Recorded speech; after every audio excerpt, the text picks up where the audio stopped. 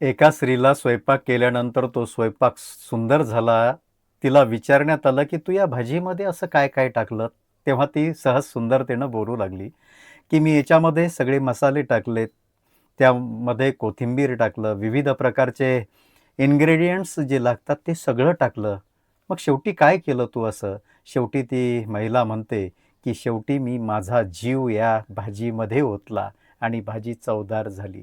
म्हणजेच जीव ओतणं, जीव लावून करणं, जीव त्याच्यामध्ये एकवटणं, याला म्हणतात जगण्याची कला. नाही तर जीव जर आपला त्या ठिकाणी एकवटला नाही, तर आपण जे करतोय ते कुठेतरी चुकीचं घडतंय. म्हणून आपण पाककृती करताना, जेवण बनवताना पूर्णतः त्या ठिकाणी असायला हवं, त्यामध्ये असायला हवं. ते अन्न नसून प्रसाद व्हायला लागतो आणि चमत्कृती या ठिकाणी घडायला लागते.